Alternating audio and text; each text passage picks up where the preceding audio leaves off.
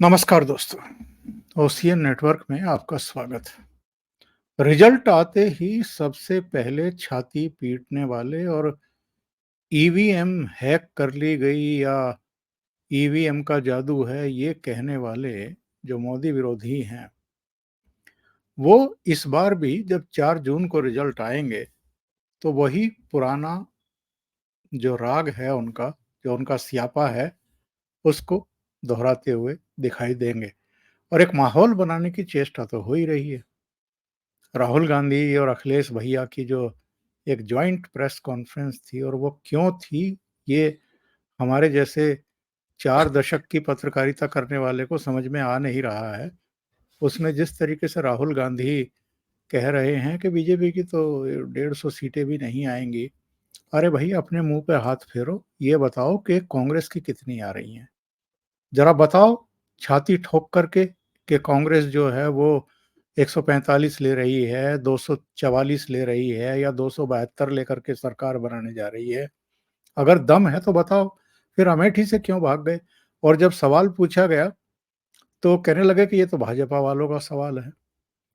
अगर आप अमेठी छोड़ कर के भागे हैं दक्षिण की तरफ, तो बड़ा वाजिब सवाल था कि एक गुजराती तो प्रधानमंत्री बनने के लिए काशी आ रहा है और आप अमेठी भी छोड़ कर के दक्षिण की तरफ दौड़ रहे हैं कि कम से कम एक सीट से तो मैं चुनाव लड़ ही लूं, जीत ही लूं।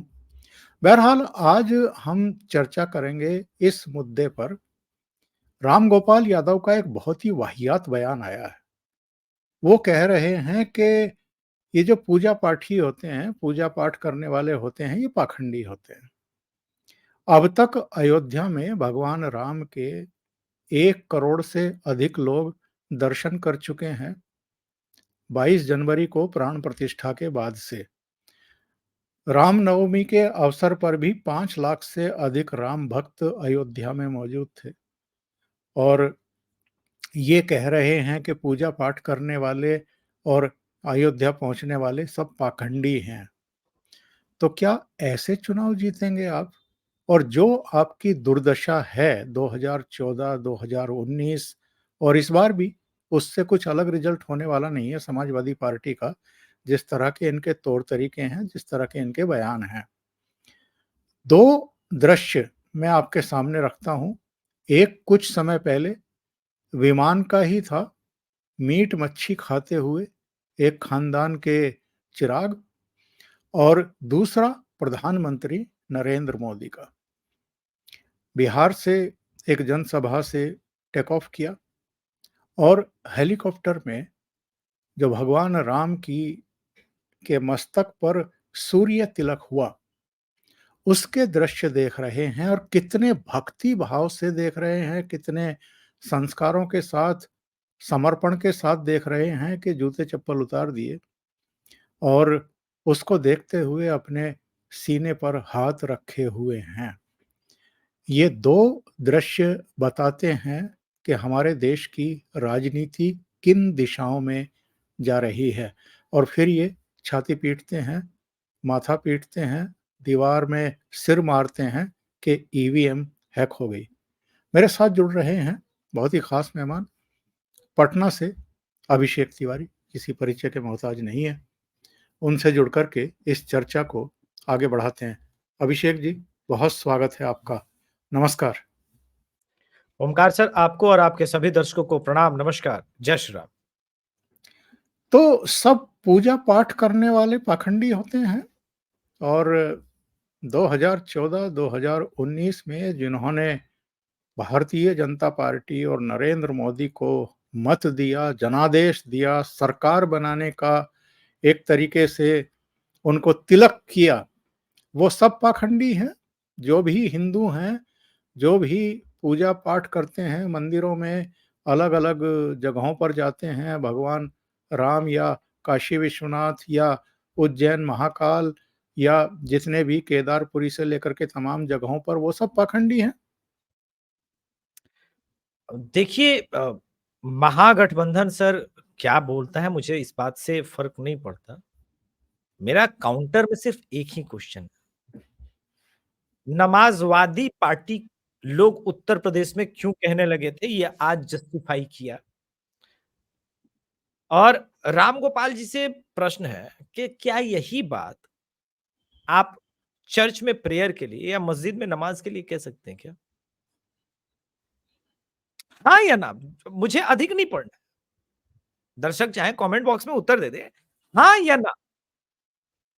अगर किसी और रिलीजन की आस्था का सम्मान है, तो सिर्फ सनातन की आस्था पर ये लगातार प्रहार क्यों? उत्तर तो बिहार में रैली में कल नरेंद्र मोदी जी ने दे ही दिया था, लेकिन मैं रिपीट करता हूं, कल बहुत मिर्ची लगी थी लोगों को जब मोदी जी ने कहा कि इंडी अलायंस वाले, इनके अलायंस पार्टनर सनातन को मिटाना चाहते हैं, सनातनियों को डेंगू मलेरिया कहते हैं, उसके समान मिटाना चाहते हैं। लोगों ने कहा भाई प्रधानमंत्री स्टेज से हिंदू मुस्लिम की बात कर रहे हैं। अरे कमाल है भाई, बयान आपने दिया, उन्होंने उस बयान को कोट किया है। Don't act like hypocrite. अगर उदयनिधि स्टालिन ने या राहुल गांधी ने जब कहा कि मंदिरों में लोग लड़कियां छेड़ने जाते हैं, खैर राहुल गांधी के बयान को तो मैं सीरियसली नहीं लेता, लेकिन लगातार देखना पड़ेगा कि कर क्या रहे हैं। भारत जोड़ो यात्रा में गए तो जॉर्ज पुनैया से मिले। अब उसके मैं सनातन विरोधी बयान गिनवाऊं या भारत के विरुद्ध उसके बयान गिनवाऊं, तब तो मेरी ये मेरा और आपके समझदार दर्शकों का अपमान होगा। मैं वहां पर नहीं जाऊंगा। मेरा सिर्फ एक ही प्रश्न है, आज समाजवादी पार्टी और कांग्रेस क्यों बर्बाद होगी? इसका उत्तर है, जब आदमी सत्ता में होता है ना तो मतांध हो जाता है। कल खुलासा हुआ कि उद्धव ठाकरे पालघर के साधुओं की मॉब लिंचिंग का कराना चाहते थे सीबीआई जांच। 3 घंटे, और उन्होंने 3 घंटे पहले बोला भी था, मात्र 3 घंटे बाद राहुल गांधी का फोन आ गया और कहा नहीं होना चाहिए। लोगों को बचाने का ही प्रयास हुआ था। तो जब ये सत्ता के प्राइम में थे, उस वक्त देखिए क्या क्या हुआ। कांचीपुरम के शंकराचार्य जी को मंदिर के सीढ़ियों से घसीट के जेल भेजा गया। सनातनी चुप रहा। समझौता ब्लास्ट, मालेगांव ब्लास्ट में साधु संतों को फंसाया गया। और यही नहीं, कसाब भी कलावा बांध के आया था। धन्य है वो हिंदू बलिदानी तुकाराम आमले, आज उनको फिर से प्रणाम करता हूं, जिन्होंने हम सबकी लाज रख ली। ओमकार सर, ये एक एक करके कुकर्मों का फल भोग रहे हैं। आज देखिए महाराष्ट्र में कांग्रेस कुनबा खाली हो गया, चाहे अशोक चौहान हो, मिलिंद देवड़ा, और अंततोगत्वा संजय निरुपम जब गए तो उनके साथ इनके सैकड़ों कैडर के लोग गए। फोन नहीं उठ रहा है दिल्ली का, इनके पास कैंडिडेट नहीं है चुनाव लड़ने को, और डींगे सुनिए कि हम 20 सीट पे लड़ेंगे, 25 सीट पे लड़ेंगे। भोजपुर में कहावत है कि घर में नहीं दाने और अम्मा चली है भुनाने। हैं, कैंडिडेट इनको उत्तर प्रदेश में अभी तक अमेठी और रायबरेली के लिए नहीं मिला।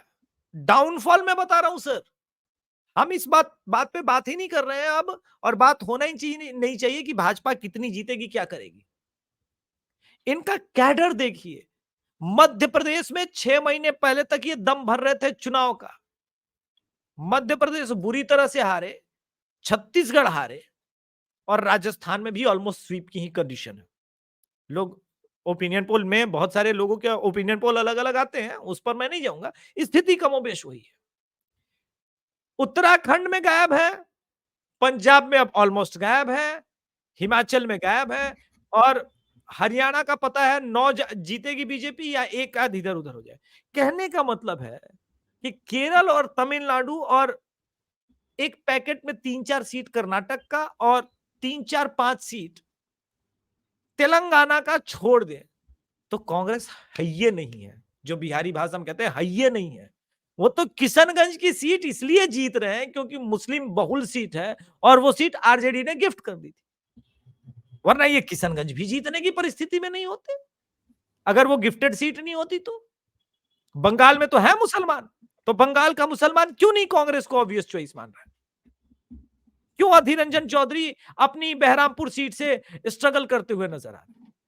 मैं युवा हूं, मेरे प्रश्न कड़वे लग सकते हैं, लेकिन जो कुकर्म किए हैं कांग्रेस ने या समाजवादी पार्टी ने या आरजेडी ने, जनता तो सर उसका फल देगी। कर्मों का फल तो आपको इसी जन्म में भोगना है। ये तो भगवान श्री कृष्ण भी कह गए। हाँ, ये इन पर है कि भगवान श्री कृष्ण को ये मानते हैं कि नहीं मानते। मैं समझता हूं कि नहीं मानते, मैं जानता हूं कि नहीं मानते, लेकिन 4 जून के बाद आपके चैनल पर आकर के मैं शो करूंगा और उस दिन मैं ठहाके लगाऊंगा। आप पूछ सकते हैं कि अभिषेक तुम ठहाके क्यों लगाओगे? सर मैं इनको रोता हुआ देख के ठहाके लगाऊंगा, बदला लेना है सर। जी। ये जो 2 सीन मैंने बताए थे, एक तेजस्वी यादव और साहनी का, जिसमें वो मीट मच्छी खा ही नहीं रहे थे, दिखा भी रहे थे, चिढ़ा भी रहे थे और शायद एक वर्ग को मैसेज भी दे रहे थे कि हमें हिंदुओं और जो शाकाहारी हैं उनकी भावनाओं का कोई रत्ती भर भी अ, फ़िक्र नहीं है, चिंता नहीं है। दूसरी तरफ प्रधानमंत्री नरेंद्र मोदी विमान में बैठे हैं, जूती चप्पल उतार करके बहुत भक्ति भाव से उस दृश्य को देख रहे हैं जब प्रभु राम के मस्तक पर सूर्य टीका लगा रहा है। एक बहुत बड़ी घटना, 500 वर्षों के निरंतर इंतजार और संघर्ष और बलिदानों के बाद ये तारीख आई है, पहली रामनवमी आई है, जब अयोध्या में जन सैलाब उमड़ा हुआ था और करोड़ों भारतीय लाइव उस दृश्य को देख रहे थे। प्रधानमंत्री जन भावनाओं को बेहतर तरीके से समझते हैं या ये लोग समझते हैं जो रिजल्ट आने के बाद हैक होने की बात करके और स्यापा करने लगते हैं? सर आपने ईवीएम को लेकर के प्रश्न उठाया तो मैं आपके दर्शकों को थोड़ा-सा ईवीएम के प्रोसेस के बारे में एक बार बात कर लेता हूँ। ये ज़रूरी है कि कभी-कभी ईवीएम पे क्लियर किया जाए। दर्शकों, ईवीएम के चरण को समझें और आप चाहें तो इसका स्क्रीन रिकॉर्ड करके आप लेटर ऑन कहीं और चला भी सकते हैं, अगर सर की अनुमति हो तो। देखिए, ईवीएम जैसे ही आता है सबसे पहले उसको मॉक पोल के लिए दिया जाता है। वहां पे समझ लीजिए 4 पार्टी हैं उत्तर प्रदेश में, कुछ निर्दलीय हैं, समाजवादी पार्टी, तो उनके रिप्रेजेंटेटिव के आगे मॉक पोलिंग होती है, उनको खुद बटन दबा के वोटिंग करने को कहा जाता है। फिर उस वोटिंग का मिलान होता है।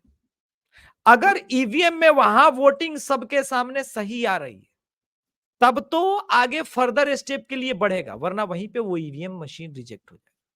पहला चरण।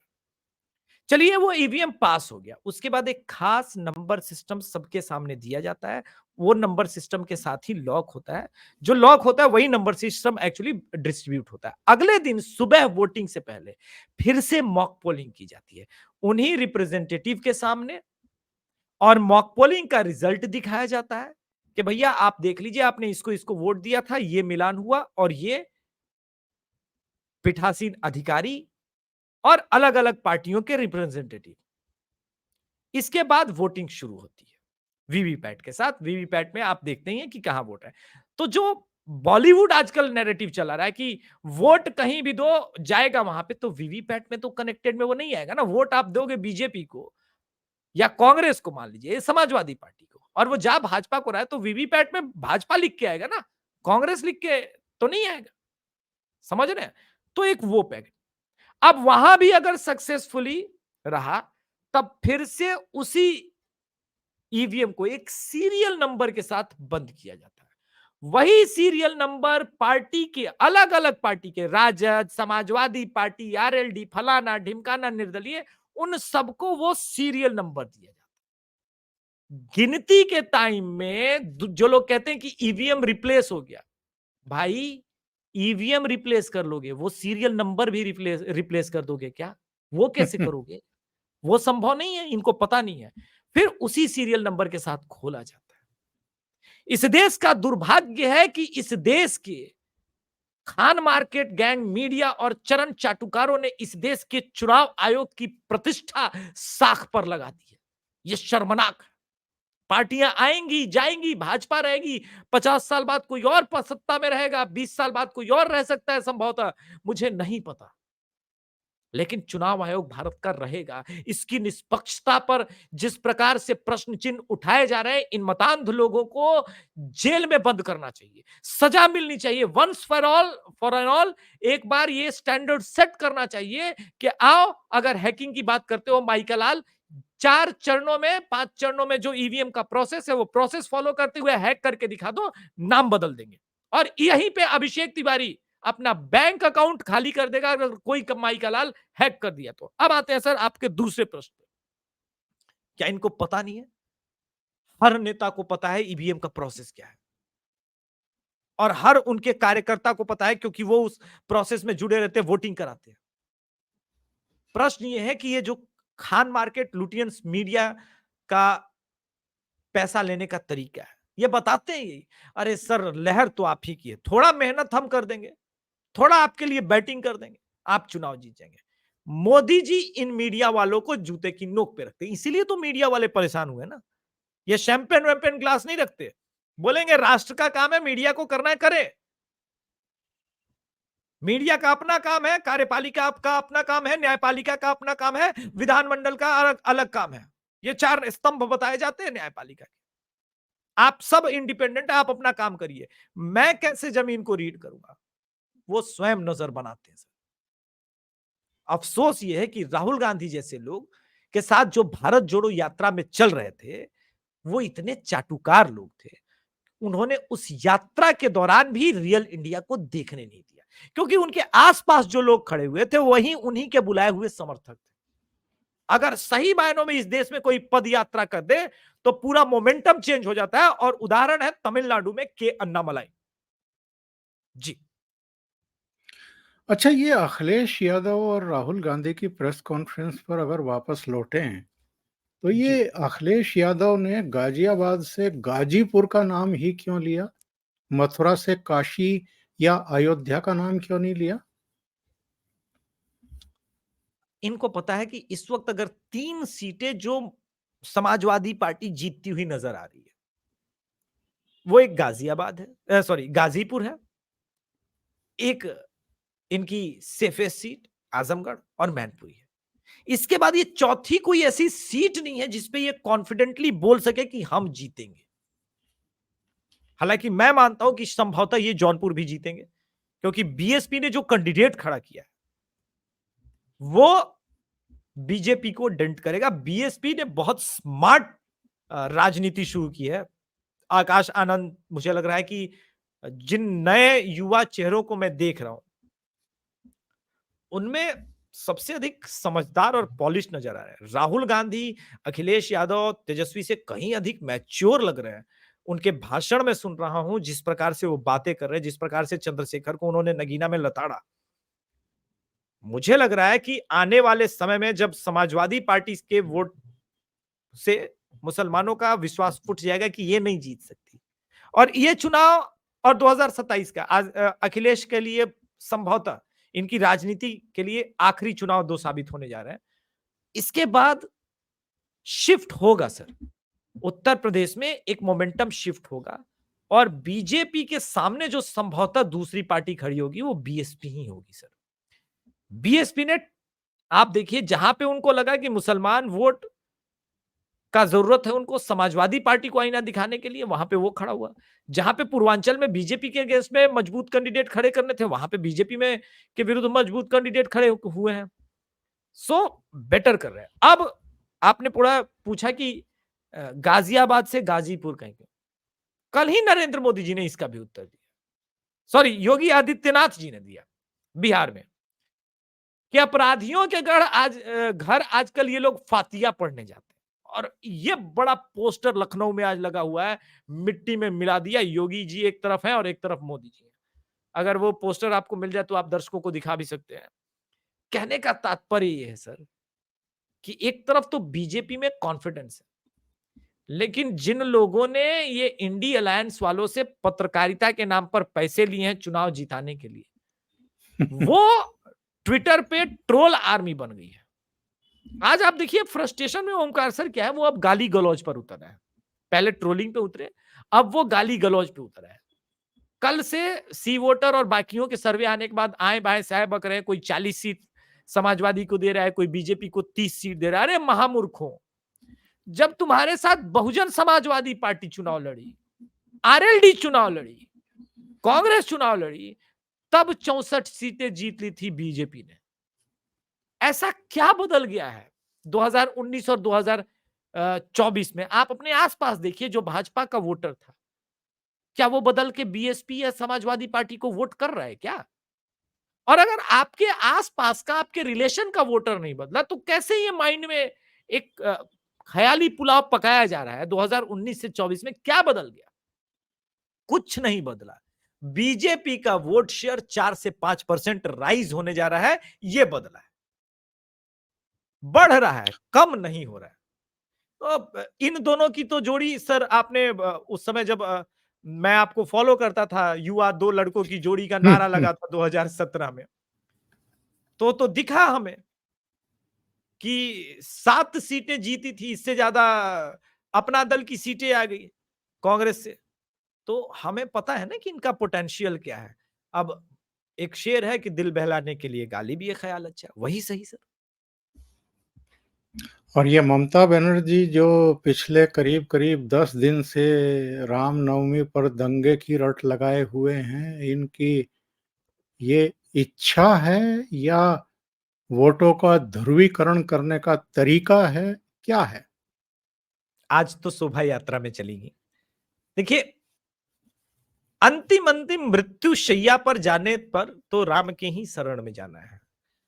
तो तृणमूल कांग्रेस भी मृत्यु शैया पर बस जाने ही वाली है, और भाजपा का राइज बंगाल में लोगों को चौंकाएगा।